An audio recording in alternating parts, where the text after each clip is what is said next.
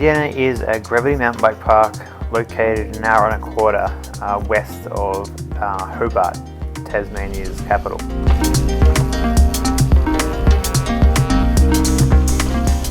So what this really is a downhill park that caters for all skill levels. You've got everything from green trails, which are really quite tame, to full-on pro level runs where you need to scope out each feature on the trail before you even kind of hit it.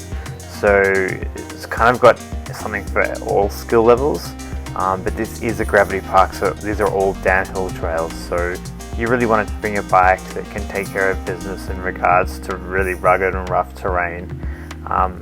You don't want to bring your lightweight XC whip.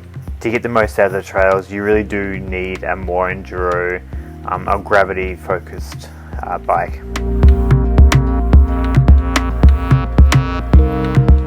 If you've got a downhill bike, this is the place to really get the most out of it. There's so much here that you really have so much fun on with a big downhill bike. You can hire bikes.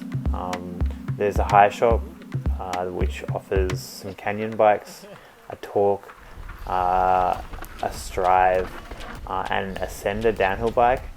The first day I rode a Torque, which is the newer, kind of more enduro focused bike with bigger travel. I think it's got like around 180mm.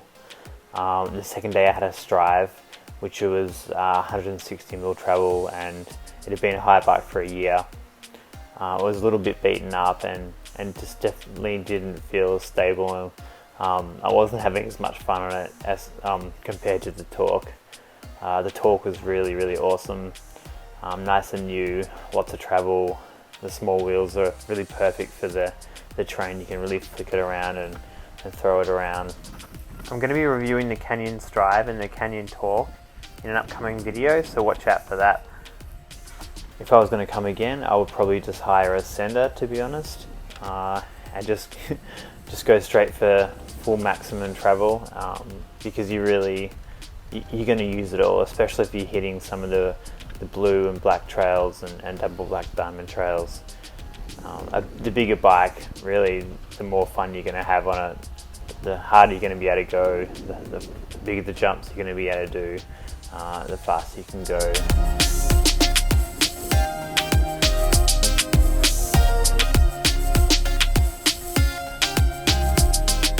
In terms of what to wear, this is a gravity park, so you really just have to wear what you feel comfortable wearing when you're really pinning it downhill and really going really hard into berms. Most people had full faces on, and the park recommends using knee and elbow pads, which I don't think is such a bad idea. In terms of how long to stay, we had 3 days at the park.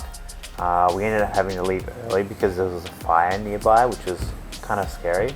So we only had 2 days, but after the end of those 2 days, we were absolutely exhausted. It's a full body workout at Maydena.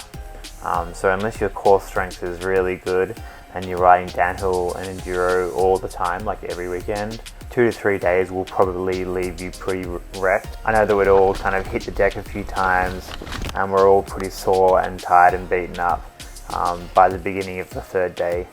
So shuttles kind of just run all the time. Runs take about 20 to 30 minutes to come down, and it's about 30 minutes to go back up.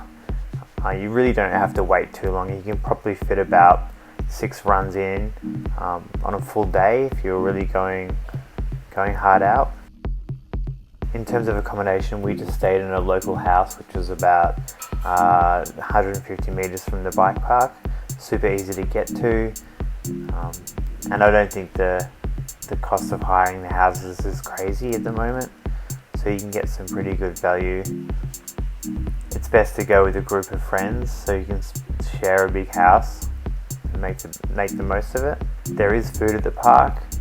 Also, there's no supermarket in Maydena. There's really not a lot at all to eat there, so you'll have to stock up on groceries and food for however long you plan to stay there before you arrive in Maydena. Otherwise, you're going to find yourself doing a U-turn and driving straight back out because there is really not a lot there.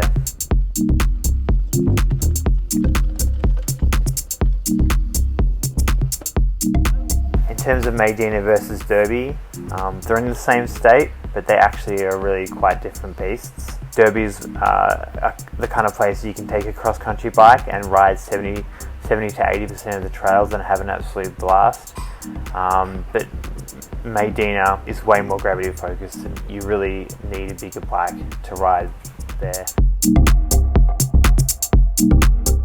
The bike park does feel like a bit of an experiment. It's really the first of its kind in the country.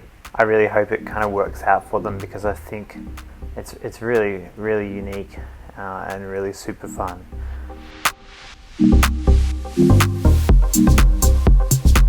I really cannot recommend Maydena highly enough.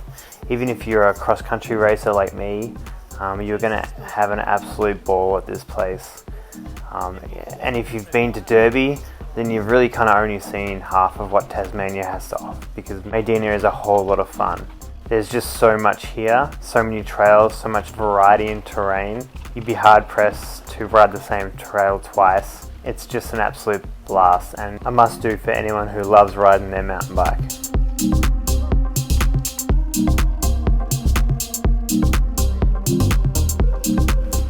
I hope you enjoyed this video. It's my first time doing a format like this. Please let me know what you think in the comments below. And don't forget to like and subscribe to the channel. Thanks so much for watching.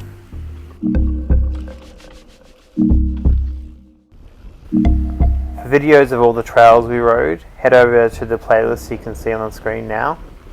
These are all the trails we rode over the 2 days, categorized into blue runs and black runs, and covering the two sides of the park, so the west and the east.